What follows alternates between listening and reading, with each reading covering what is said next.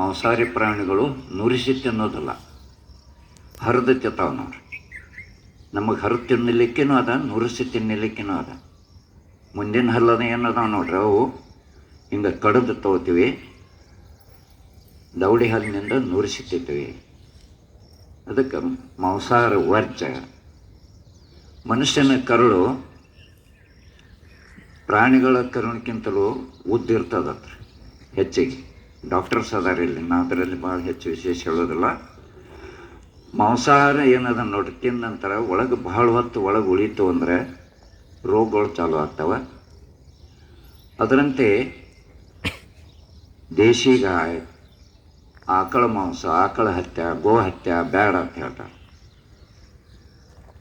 ಅದೇನೋ ನಾವು ಅಷ್ಟು ಮಹತ್ವ ಹಿಂದೂಗಳು ಕೊಟ್ಟೇವೆ, ಅಷ್ಟು ಔಷಧಿ ಗುಣಗಳು ಅದರಲ್ಲಿ ಅದಾವ, ಅದನ್ನು ನಂತರ ಹೇಳ್ತೇನೆ. ಆದರೆ ಆಕಳ ಮಾಂಸ ತಿನ್ನಬಾರ್ದು. ಯಾಕಂದರೆ ಆಕಳ ಪ್ರಾಣಿ ಹೆಂಗದ ನೋಡ್ರಿ, ಏನೇ ತಿಂದರೂ ಸಹಿತ ಅದರಲ್ಲಿ ವಿಷ ಇದ್ದರೂ ಸಹಿತ ಆ ವಿಷವನ್ನು ಅದು ಹಾಲಿನಲ್ಲಿ ಆಗಲಿ, ಅದರ ಮೂತ್ರದಲ್ಲಿ ಆಗಲಿ, ಅದರ ಸೆಗಣಿಯಲ್ಲಿ ಆದರೂ ಹೊರಗೆ ಬಿಡೋದಿಲ್ಲ. ಅದು ತನ್ನ ಮಾಂಸದಲ್ಲಿ ಶೇಖರಣೆ ಮಾಡ್ಕೋತದೆ. ಅದಕ್ಕೆ ಮಾಂಸ ತಿಂದ್ರಿ ಅಂದರೆ, ವಿಷ ಇತ್ತಂದ್ರೆ ನಿಮ್ಮ ಶರೀರಕ್ಕೆ ರೋಗಗಳು ಬರ್ತಾವೆ. ಊಟ ನೋಡ್ರಿ, ಸರ್ವಜ್ಞ ಹೇಳೋ ಪ್ರಕಾರ, ಸರ್ವಜ್ಞ ಏನು ಹೇಳ್ತಾನೆ ರೀ, ಹಸಿಯದಿರೇ ಉಣಬೇಡ, ಹಸಿದು ಮತ್ತಿರಬೇಡ, ಬಿಸಿ ಬೇಡ, ತಂಗಳು ಬೇಡ, ವೈದ್ಯರ ವ್ಯಸನ ಬೇಡ ಸರ್ವಜ್ಞ.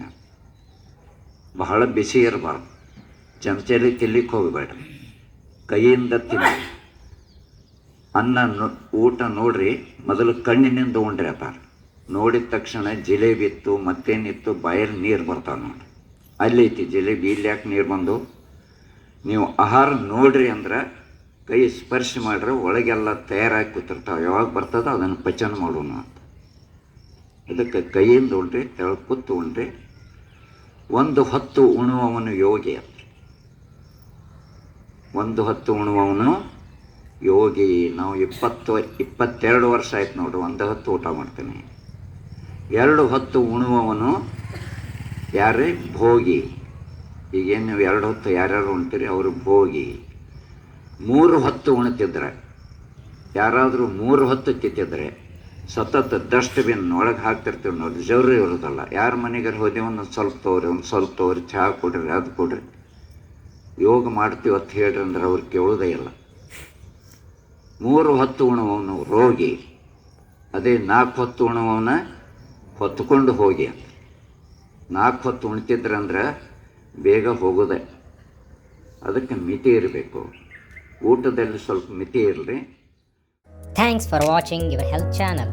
ಈ ಚಾನಲ್ ನಿಮಗೆ ಇಷ್ಟ ಆಗಿದ್ದರೆ ಲೈಕ್ ಮಾಡಿ, ಸಬ್ಸ್ಕ್ರೈಬ್ ಮಾಡಿ, ಬೆಲ್ ಐಕಾನ್ ಮೇಲೆ ಪ್ರೆಸ್ ಮಾಡಿ ಮತ್ತು ಶೇರ್ ಮಾಡಿ. ಆಯುರ್ವೇದ ಮತ್ತು ಯೋಗ ಆನ್ಲೈನ್ ಕನ್ಸಲ್ಟೇಷನ್ಗಾಗಿ ಕಾಂಟ್ಯಾಕ್ಟ್ ಮಾಡಿ.